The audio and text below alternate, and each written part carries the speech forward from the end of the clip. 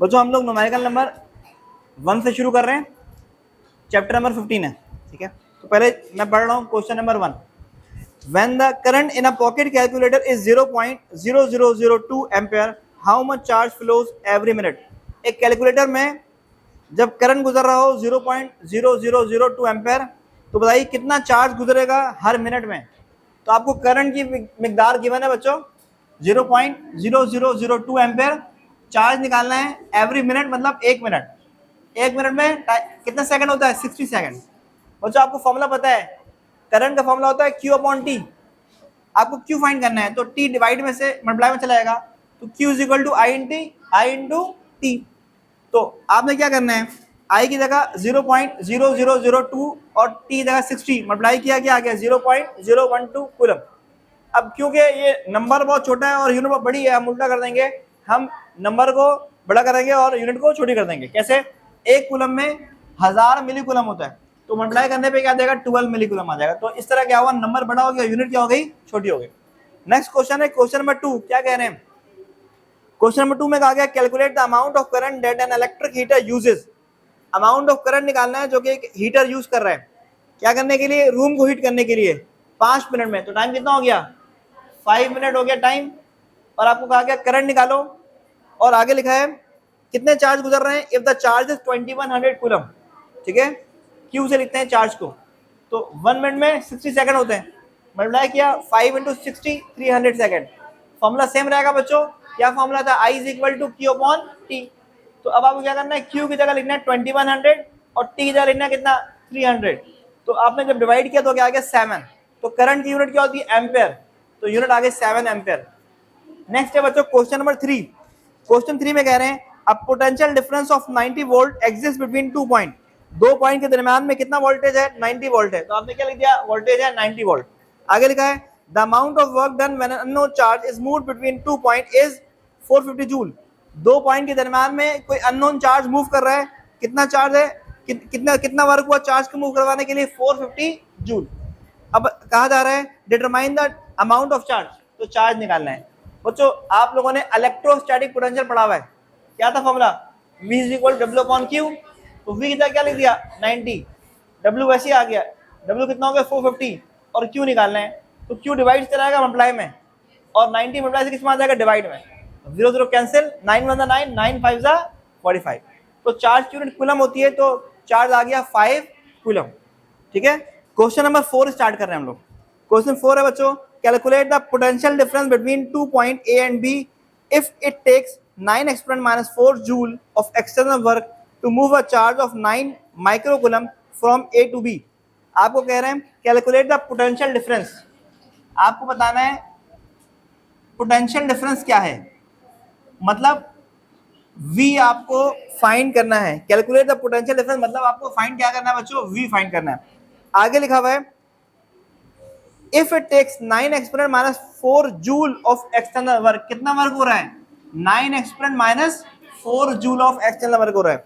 और इससे क्या हुआ, वर्क से क्या हुआ, एक चार्ज मूव हुआ, कितने मिकदार था चार्ज का 9 माइक्रोकूलम चार्ज की मिकदार थी। बच्चों माइक्रो का प्रीफिक्स होता है 10 की पावर माइनस 6, ठीक है, कूलम ऐसे आ गया। अब आपको क्या करना है, सॉल्व करना है इसको। तो अगेन इलेक्ट्रोस्टैटिक पोटेंशियल का फॉर्मूला होता है V is equal to W upon Q। तो बच्चों V निकालना है, तो W आपको गिवन है 9 एक्सपोनेंट माइनस 4 और Q आपको गिवन है 9 एक्सपोनेंट, सॉरी एक मिस्टेक हो गया गेस, नहीं बल्कि सेम है 9 है, 9 एक्सपोनेंट माइनस 6। तो आपने डिवाइड किया तो क्या आ रहा है 100। तो इलेक्ट्रोस्टैटिक पोटेंशियल की यूनिट क्या होती है वोल्ट, ठीक है। तो आपने फाइंड कर लिया। अब आपने करना है क्वेश्चन नंबर 5। तो बच्चों क्वेश्चन नंबर 5 पढ़ लेते हैं हम कि क्वेश्चन नंबर 5 में क्या कह रहे हैं। तो बच्चों क्वेश्चन नंबर 5 देखिएगा, सब बुक में देखें आप लोग। The potential difference applied to a portable radio terminal is 6 volt.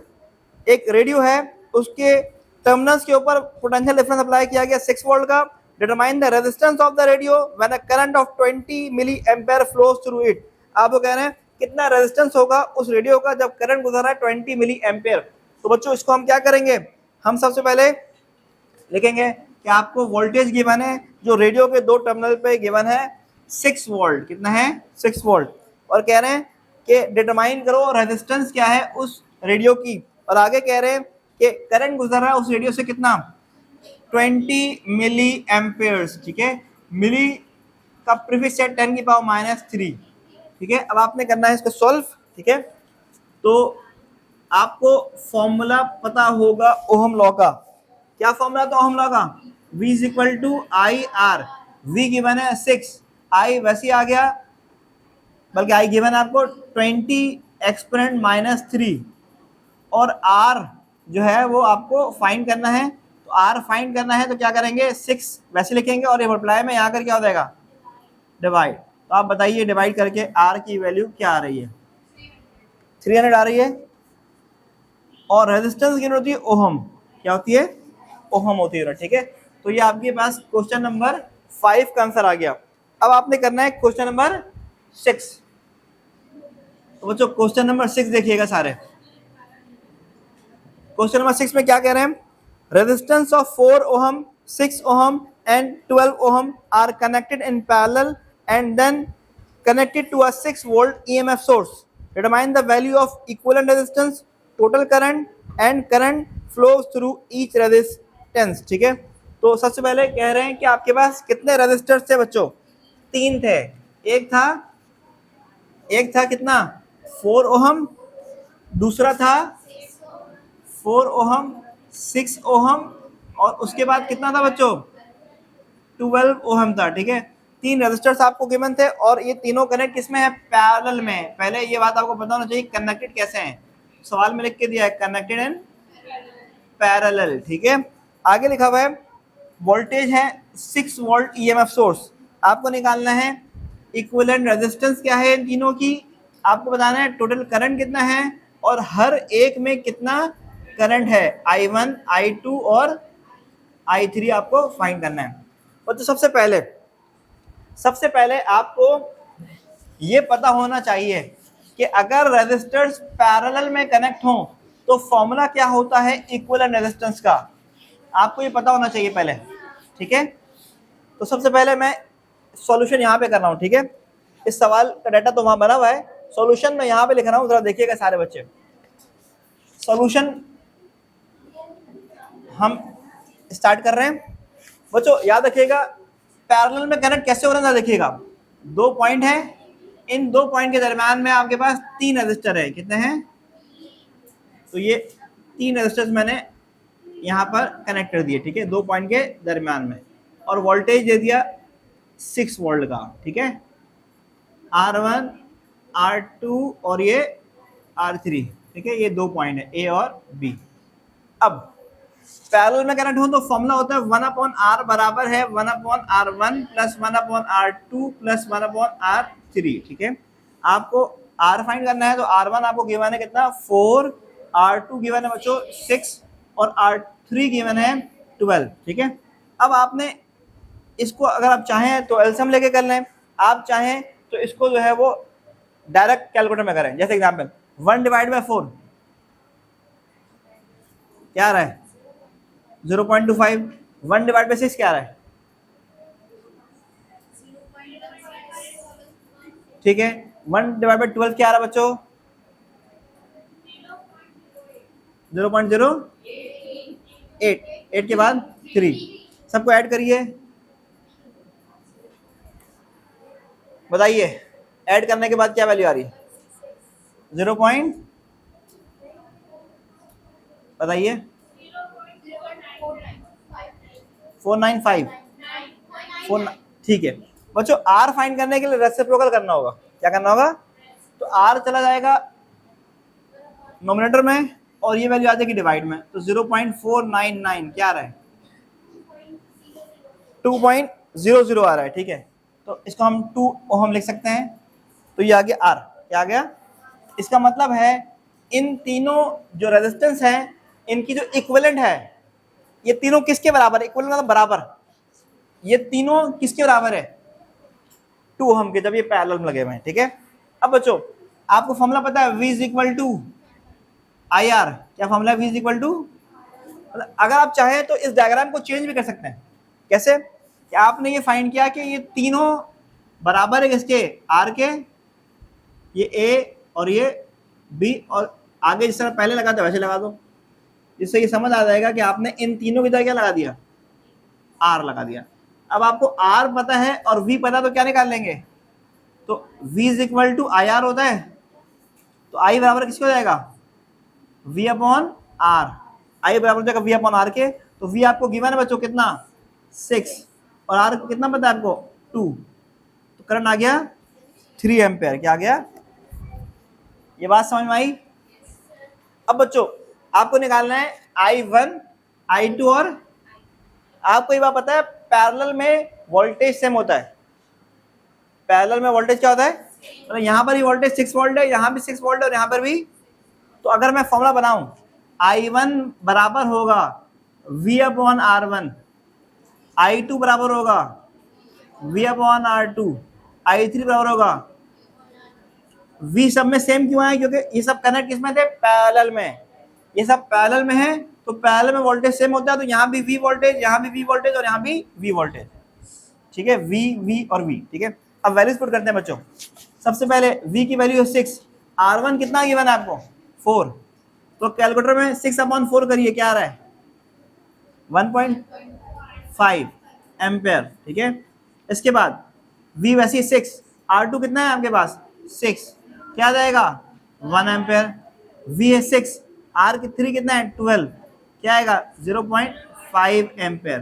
तो जिसकी रेजिस्टेंस ज्यादा है उसमें करंट कम जा रहा है, जिसकी रेजिस्टेंस ज्यादा है उसमें करंट कम जा रहा है। तो आपने ये फाइंड कर लिया बच्चों कि I1 क्या है, I2 क्या है और I3 क्या है, और टोटल करंट भी निकाल लिया आपने और इक्विवेलेंट रेजिस्टेंस भी क्या कर लिया आपने, फाइंड कर लिया, ठीक है। क्वेश्चन नंबर 7 हम कर रहे हैं बच्चों। इसमें कहा जा रहा है a 220 volt circuit is used to power 120 volt and 80 watt light bulb. मतलब हमारे पास सर्किट में वोल्टेज आ रहा है 220 वोल्ट और हम चाह रहे हैं इस सर्किट में से दो बल्ब जलाएं, एक है 120 वोल्ट का और दूसरा है 80 वोल्ट का। बताना है which bulb has a greater resistance and which bulb has a higher current, ठीक है। तो आपको कहा जा रहा है सबसे पहले क्वेश्चन नंबर 7 है, ये डेटा बनाना है अपने। सर्किट में वोल्टेज था 220 वोल्ट और बल्ब थे आपके पास, एक था 120 वोल्ट का बल्ब और दूसरा बल्ब आपके पास बच्चों है कितना 80 वोल्ट का, ठीक है।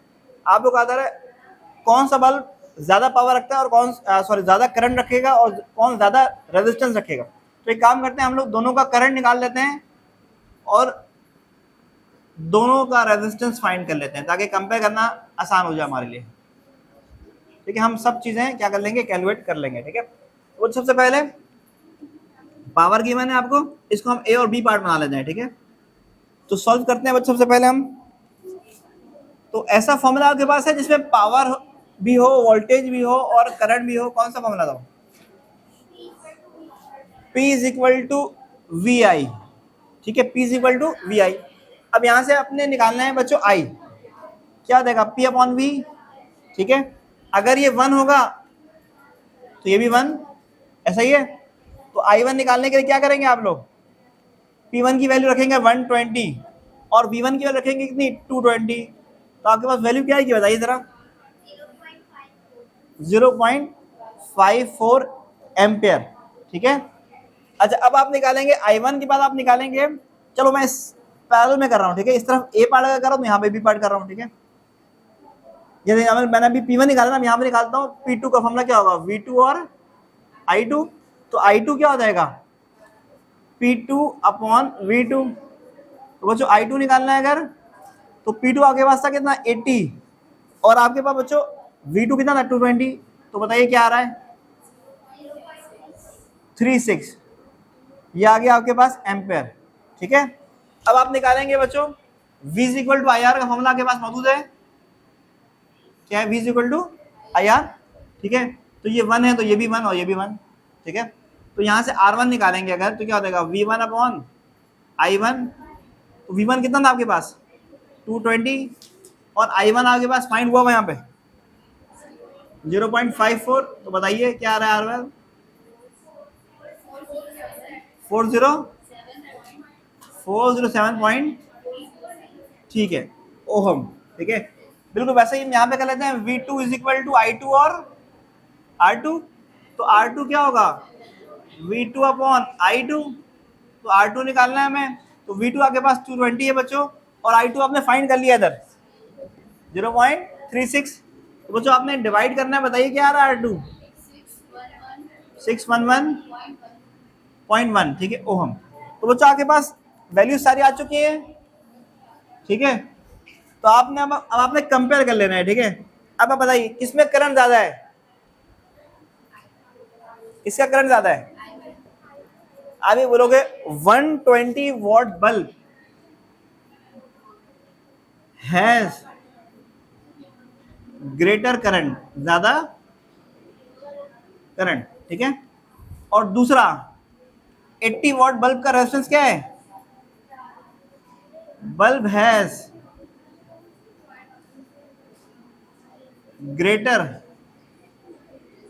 रेजिस्टेंस, ठीक है। तो दो चीज आपने फाइंड करी, दोनों आपने फाइंड कर लिया, ठीक है।